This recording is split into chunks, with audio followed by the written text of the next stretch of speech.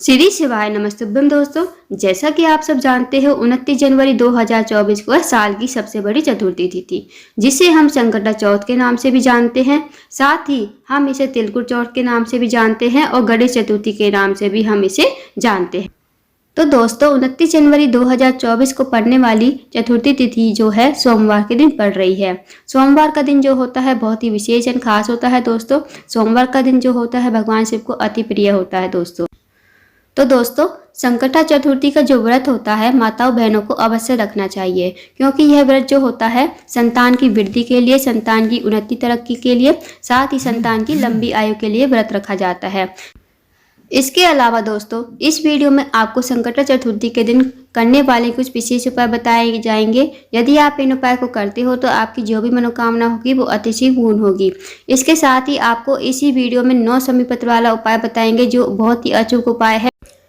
इस उपाय को दोस्तों अवश्य कीजिएगा। आइए जानते हैं दोस्तों संकटा चतुर्थी के दिन यानी 29 जनवरी 2024 सोमवार के दिन क्या उपाय करने हैं। यदि आपकी कोई मनोकामना है जो बहुत दिनों से पूर्ण नहीं हो रही या आपने कई प्रकार के व्रत नियम सब कर लिए फिर भी आपकी जो इच्छा है पूर्ण नहीं हो रही, तो इस उपाय को अवश्य कीजिए। इस उपाय को प्रदोष काल या प्रातः काल के समय कभी भी कर सकते हो। इस उपाय को करने के लिए आपको 9 समीपत्र लेने हैं। उसके बाद आपको एक दीपक तैयार करना है। अब दीपक चाहे आप मिट्टी का ले लो चाहे आटे का, पर जो दीपक है आपको नया लेना है, इसलिए आप आटे का दीपक बनाकर गोल बाती का घी का दीपक तैयार कर लो और इसे लेकर 9 समीपत्र दीपक को लेकर आपको चले जाना है शिव जी के मंदिर में। शिव जी के मंदिर में पहुंचकर सबसे पहले आपके पास 9 समीपत्र में से 5 समीपत्र अलग निकाल लीजिए और ये जो 5 समीपत्र है दोस्तों आपको चढ़ाने हैं गणेश जी के स्थान पर। दोस्तों अब आपको पता होगा कि जलाधारी पर ही पूरा शिव परिवार होता है, तो ये आपको जलाधारी पर ही गणेश जी के स्थान पर चढ़ाने हैं। जब हम शिव जी पर जल समर्पित करते हैं तो जहाँ से जल नीचे बहकर जाता है जलाधारी का जो सीधा हिस्सा होगा ना, वहीं पर गणेश जी का स्थान होता है। तो वहाँ पर आप इन्हें ओम गणेशाय नमः या फिर श्री शिवाय नमस्तुभ्यम कहते हुए गणेश जी के स्थान पर समर्पित कर दोगे जलाधारी पर ही। उसके बाद आपके पास जो 4 समीपत्र है उनमें से 3 समीपत्र आपको शिवलिंग के ऊपर समर्पित कर देनी है श्री शिवाय नमस्तुभ्यम कहते हुए।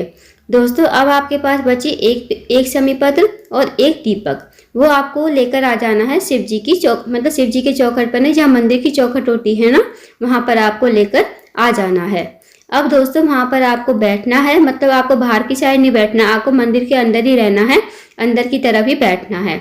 अब जो आपका लेफ्ट हैंड होगा ना आपको उस तरफ बैठना है। मंदिर के अंदर की साइड बैठते हुए दोस्तों आपको एक समीपत्र जो है आपके पास वो आपको मयूर ध्वज के नाम से, मतलब मयूर ध्वज का नाम इसमें करते हुए आपको एक बेलपत्र जो है मंदिर की चौखट पर ही रख देनी है। उसके बाद जो एक दीपक है अपनी मनोकामना जो भी है आपकी मनोकामना वो मांगते हुए आपको ये दीपक जो है शिव जी का स्मरण करते हुए, गणेश जी का स्मरण करते हुए ये दीपक आपको प्रज्वलित कर देना है। उसके बाद दोस्तों आपको प्रणाम करके विनती करके आपको अपने घर आ जाना है।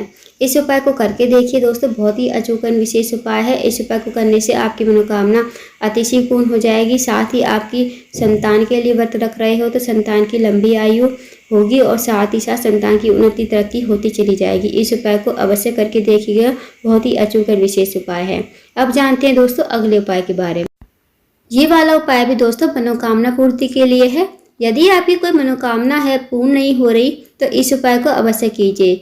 यदि आप कहीं नौकरी के लिए जाते हो, नौकरी ढूंढने जाते हो पर आपको जो है नौकरी नहीं मिलती, या इंटरव्यू के लिए जाते हो इंटरव्यू में सफल नहीं हो पाते, या आपके विवाह में बाधा आ रही है, अड़चने आ रही हैं, तो भी आप इस उपाय को अवश्य कीजिए। आपको क्या लेना है, आपको 108 जो है अपने रसोई घर से चावल के दाने लेने हैं। अब आपको ये 108 चावल के दाने गिनकर रख लेने हैं, एक पुड़िया में रख लीजिए, नहीं तो एक कटोरी में रख लीजिए इन चावल के दानों को। अब दोस्तों सोमवार का दिन है, सोमवार के दिन आप जरूर शिव जी के मंदिर जाते होंगे, शिव जी की पूजा अर्चना करते होंगे। तो जैसे आप शिव जी की पूजा अर्चना करते हो, जल चढ़ाते हो, दूध चढ़ाते हो, फल फूल दीपक जो भी लगाते हो लगा लीजिए। उसके बाद इस उपाय को कीजिए चावल के दाने वालों को। फिर आपको क्या करना है दोस्तों, जब आपकी पूजा अर्चना हो जाए तब आपको इस चावल के दानों को, मतलब एक एक चावल का दाना आपको श्री शिवाय नमस्तुभ्यम कहते हुए शिवलिंग के ऊपर समर्पित करना है। जैसे आपने एक चावल का दाना चढ़ाया श्री शिवाय नमस्तुभ्यम, दूसरा चावल का दाना चढ़ाया श्री शिवाय नमस्तुभ्यम, तीसरा दाना चढ़ाया, श्री शिवाय नमस्तुभ्यम। चौथा चढ़ाया, श्री शिवाय नमस्तुभ्यम। मतलब आपको 108 चावल के दाने और 108 बार श्री शिवाय नमस्तुभ्यम। जब आपका लास्ट वाला चावल बचे ना दोस्तों, मतलब 108 वाला चावल बचे ना, तब आपको ये चावल का दाना अपनी हथेली पर रखना है। आपकी जो भी मनोकामना होगी भगवान से मनोकामना कहिए, चाहे आपका विवाह में बाधा आ रही है, नौकरी नहीं लग रही, या आपकी कोई विशेष मनोकामना है, या आप कहीं कार्य के लिए जाते हो, आपका जो कार्य है पूर्ण नहीं हो पाता, तो भगवान से विनती कीजिए। इस चावल के दाने को अपनी हथेली पर रखकर भगवान से मनोकामना कहिए। फिर इस चावल के दानों को जो है श्री शिवाय नमस्तुभ्यम कहते हुए इसे शिवलिंग के ऊपर समर्पित कर दीजिए। उसके बाद दोस्तों 2 मिनट मंदिर में अवश्य बैठिए और श्री शिवाय नमस्तुभ्यम का जाप अवश्य कीजिए। उसके बाद आप भगवान को प्रणाम करके विनती करके आपको घर आ जाना है। इस उपाय को करके देखिए दोस्तों, बहुत ही अचूक विशेष उपाय है। इस उपाय को जिसने भी किया है उसकी मनोकामना 3 महीने के अंदर अंदर जरूर पूर्ण हुई है। तो आप भी इस उपाय को करके देखिए। पूज्य गुरु जी प्रदीप मिश्रा जी कहते हैं जो भी हम उपाय बताते हैं उन्हें एक बार प्रैक्टिकल करके अवश्य देखें। तो दोस्तों आप भी उपाय को अवश्य कीजिएगा। अब जानते हैं दोस्तों अगले उपाय के बारे में। दोस्तों ये जो उपाय है आपको सोमवार के दिन करना है। सोमवार के दिन संकटा चतुर्थी पड़ रही है तो भी आप इस उपाय को अवश्य कीजिए। इस उपाय को जो है प्रदोष काल के समय करना है, यानी शाम के 5:30 से 6:30 के बीच में इस उपाय को कीजिए। आपको क्या करना है, आपको जो है 5 दीपक तैयार करने हैं। अब दोस्तों दीपक चाहे आप मिट्टी के ले लो चाहे आटे के, दीपक जो है नए होने चाहिए दोस्तों, इस बात का ध्यान रखें। अब आपको जो है गोल बाती के घी के दीपक तैयार कर लेने हैं। अब इन दीपक को आपको 5 स्थानों पर मतलब प्रज्वलित करने हैं, 5 जगह 5 स्थानों पर रख कर आने हैं। सबसे पहले इन दीपक को तैयार करके आप एक थाली में रख लीजिए। अब शाम के समय इन दीपक को आपको अपने घर से लेकर निकल जाना है। सबसे पहले आपको जाना है दोस्तों शिव जी की चौखट पर, मतलब जहाँ शिवलिंग विराजमान होता है ना, वहाँ पर आप चले जाइए और थाली में ही रखकर पहला जो दीपक है आपको थाली में रखकर जलाना है और इसे वहीं पर शिवलिंग के पास मतलब नीचे ज़मीन पर आपको इस दीपक को श्री शिवाय नमस्तुभ्यम कहते हुए नीचे ज़मीन पर रख देना है। अपनी मनोकामना कहनी है, जो भी आप मनोकामना मांगना चाहते हो, चाहे आपकी मनोकामना जो भी हो, तो भगवान से विनती कीजिए और अपनी मनोकामना कहिए। फिर आपको वहाँ से निकल आना है मंदिर से। फिर आपको जाना है दोस्तों बेलपत्र के पेड़ के नीचे। अब आपको थाली में ही जो है दूसरा दीपक आपको रखकर जलाना। उसके बाद दोस्तों श्री शिवाय नमस्तुभ्यम कहते हुए इस दूसरे दीपक को बेलपत्र की जड़ में मतलब बेलपत्र के पेड़ के नीचे मतलब रख दोगे। उसके बाद अपनी मनोकामना मांगोगे। जो आपने मनोकामना शिव जी के मंदिर में मांगी थी वही मनोकामना यहाँ भी आप मांगोगे। आपको 2 या 3 मनोकामना नहीं मांगनी है, इस बात का ध्यान रखिए। अब दोस्तों आपको जाना है आंवले पेड़ के नीचे।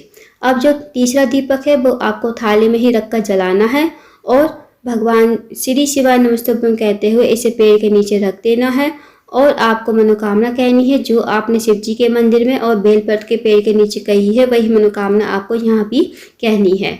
फिर आपको जाना है शमी पेड़ के नीचे। फिर आपको जो चौथा दीपक है वो आपको थाली में ही रखकर जलाना है और जलाते हुए इस दीपक को आपको रख देना है शमी पेड़ के नीचे। फिर आपको श्री शिवाय नमस्तुभ्यम का जाप करना है, अपनी मनोकामना कहनी जो आपने मनोकामना शिव जी के मंदिर में बेलपत्र के पेड़ के नीचे और आंवले के पेड़ के नीचे मांगी थी वही मनोकामना जो है आपको यहीं कहनी है। फिर आपको आना है अपने मुख्य द्वार पर, जहां आपका घर का मेन गेट हो दोस्तों, वहां पर आपको आ जाना है। अब आपका जो सीधा हाथ होगा ना उस तरफ आपको ये दीपक जो है प्रज्वलित करना है। अब इस दीपक को आपको थाली में ही रखकर जलाना है। जो आपका सीधा हाथ होगा उस तरफ आपको इस दीपक को श्री शिवाय नमस्तुभ्यम कहते हुए नीचे रख देना है। अपनी मनोकामना कहनी है, जो भी आपकी मनोकामना है। आपको एक ही मनोकामना मांगनी है, इस बात का ध्यान रखें। फिर आपको जो है अंदर प्रवेश कर जाना है। दोस्तों इस उपाय को करके देखिए, बहुत ही अचूक विशेष उपाय है। 5 दीपक वाला उपाय बहुत ही अचूक विशेष है। इस उपाय को करने से भी आपकी मनोकामना अवश्य ही पूर्ण होगी। तो दोस्तों इस विशेष उपाय को भी अवश्य कीजिएगा। तो दोस्तों ये थे कुछ विशेष उपाय जो आपको संकट चतुर्थी यानी सोमवार के दिन अवश्य ही करने हैं। इन उपाय को अवश्य कीजिए। इन उपाय को करने से आपकी मनोकामना अवश्य ही पूर्ण होगी।